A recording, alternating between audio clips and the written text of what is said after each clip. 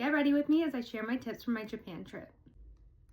The first thing you want to do when you know you're going to Japan is to go on the Japan website and fill out the immigration form. You definitely want to do this before you go so that way you can skip the line from customs. Once you arrive, there are two lines, one for those that didn't fill it out and one for those that filled it out and have their QR code. And so you just bypass that, and then there's one more step that you do at the airport in order just to get the facial clearance to depart from the airport.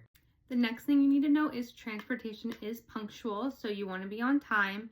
But if you miss your train or, the bus, there's always so many more coming. Their transportation is so efficient. It was very easy to navigate around the cities.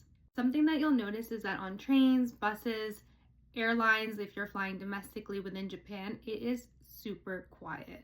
We're just so used to just talking loudly that it was definitely an adjustment. Even the airport, so we flew from Tokyo to Osaka, even the airport was silent. Like, think of it as if you're in a library. Also, make sure you download the Suica app and you get that attached to your Apple Wallet. I can make a video on how to do that. It's super easy, but that's basically how you pay. You tap in like for subways or buses. And the perfect thing about Google Maps is it will tell you how much the trip will cost. So you just have to transfer the certain amount of money to your Suica, and never transfer too much because at the end of the day, it's only used in, I believe, Japan. So whatever you put in there, that is going to get stuck there forever. So always deposit however much you actually need. Side note, the Givenchy eyeliner is one of my favorites. And then I use the Rare Beauty for my waterline. So as I mentioned, Google Maps tells you exactly which trains there are, the amount that it's going to cost you. So I, for the most part, use Google Maps for the entire trip. It was really helpful in telling us when we need to go up escalators, how we navigate the streets. Like it got us to our destinations, and it was pretty much on point. Towards the end of our trip, we ended up using Apple Maps. We rented a car to Mount Fuji, and that's when I had both Google Maps and Apple Maps both on, just to see the differences. And Apple Maps was pretty accurate in telling us, okay, go up these stairs. Like, it was pretty descriptive of telling us where we needed to go. It also somehow knew what floor I was on, so it would be like, okay, head downstairs, or it would be like, okay, head upstairs. And I don't know how it knew, but that saved us because in Shibuya, we got lost every single day trying to find our hotel. And when we had Apple Maps, it got us there way quicker than Google Maps did. And then Apple Maps was also our favorite when we were driving. Google Translate was also a lifesaver on our trip. On Google Translate, there is an image feature where you can scan a menu or an item that you're looking to learn more information about, and it will translate it for you. This was a lifesaver when we were in Don Quixote and I had no idea what I was grabbing. But for the most part, language barrier wasn't an issue, especially in Tokyo. But if it was, I just had the Google Translate app open. Luggage transfer services is an absolute must. So we went from Osaka to Kyoto to Tokyo. And each time when we arrived to the hotel, we told them, okay, we're going to check out at this date. And so then they would set up the luggage transfer system. And I think it was only like $20 to $30 per luggage. So in the beginning of our trip, we had a suitcase in a suitcase. And we worked that out till we got to Tokyo, and that's where we did the majority of our shopping because that was our last destination. So it was totally worth it. We didn't have to stress about lugging everything with us, especially on the trains. It's already stressful. You're in a country and navigating their public transport system, and even the bullet trains have their own rules about where, like, the luggage sizes, and so we didn't want to really deal with any of that. And so it was a lifesaver. We just travel through these trains, and then we're at our next hotel and our luggages are already there. Sometimes your luggages might have a delay, so definitely in your backpack carry like an extra pair of like clothing or essentials that you need for one night to get you by. But if I remember correctly, I think our luggages ended up arriving on time anytime we arrived. We definitely felt the benefit when we were going from Tokyo to the airport and had to lug all our suitcases on the bus to take us to the airport. That was hard. You can even transfer your luggages to the airport, but I know it arrives at a certain time and it was just too close to our flight to even risk it, but that is an option. Japan is super clean, and that was shocking to me because it's rare to see garbage bins anywhere, so I don't know how they keep it so clean, but basically you can keep a little baggie in your backpack to like throw away trash until you find a trash can. We didn't really need it since there was a lot of 7-Elevens, Family Marts, those types that always had little trash bins inside, so we were okay with throwing out our trash.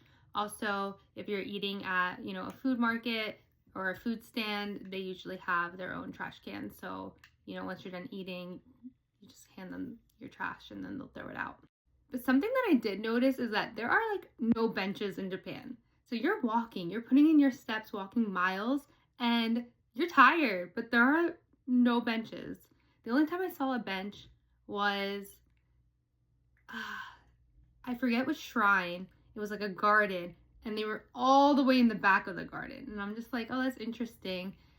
So that was something that, I noticed. So yes, their public system is super great, super reliable, but one of the days we were just extremely tired from walking. We just couldn't walk anymore. We were in Minato City, and I was just like, let's try out their Ubers. And they have DD or Go, and that's equivalent to like their taxis and Ubers. And it is more expensive. I don't know. They showed me, I didn't know how to operate the apps, and they showed me a price, and I ended up paying more than what it said I was going to pay.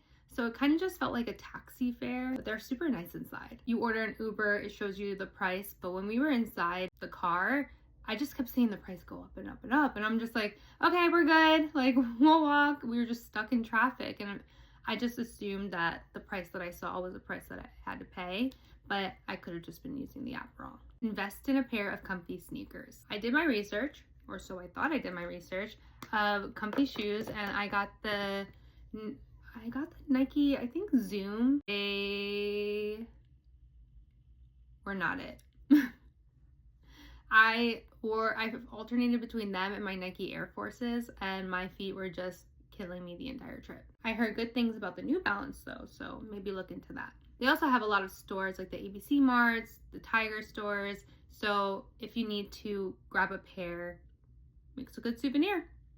Tax-free is nice, but I think they're changing it where it's more like Europe where you have to claim it at the airport. But before they do that and change it all, it's really nice. I would definitely suggest buying your items in bulk in order to get the benefit of tax-free. So whatever items you're not going to use, save it up till you have a bunch to tax-free it, since once you buy it tax-free, they put it in these like clear plastic bags that are sealed, and they're like in tax-free jail. Tax-free is about 5,500 yen on average, which I think is around $35. Which brings me to the next point about shopping in Japan. I was advised before I went, all the TikToks that I saw, to only pack like 3 outfits. And I'm glad I didn't listen. I packed maybe 5 to 8, I don't know. I packed for half my trip, and luckily our hotel in Tokyo had a washing machine and dryer in the room. Because clothing there is ridiculously expensive. Like we went to even those vintage stores, the vintage thrift stores, and like a used Gap hoodie is getting sold for $60. Like you're like, that's not how much it usually costs. So the things that I found were the most affordable was obviously like their skincare products, their household items, just small knickknacks like that. But clothing, like, it's not as cheap as you think it would be. Definitely do your shrines and sightseeing in the morning and shopping in the afternoon, since a lot of the stuff in the area do not open, like shops do not open until like 10-11 a.m. So definitely spend the morning doing your sightseeing, your shrines, so that way in the mid-morning to early afternoon when the stores open, then you can do more of your shopping. When it comes to currency, we brought in 500 yen, and I think that was too much. We were there for 2 weeks, and most of the places take credit cards, so we didn't really need the cash. The only time we really needed the cash was for shrines, especially in Kyoto. A lot of them are cash only, and so that's often when we would use the cash, or some of the food vendors are also cash only. So we thought we took too much, and then at the end we were just like blowing our cash at the arcades because we didn't know where else that we needed it. The last tip I have is the most common apps that I use on a daily was like Google Maps. I use the calculator, and on the calculator you can go into the settings and do conversions, so that way I can see how much things are in USD. And I used the Google Translate app. As of right now, those are all the tips that I have that I can think of for my trip. So if you guys have any other questions, feel free to leave them in the chat. And if you need help planning and booking your trip, I am a travel advisor and I would love to help.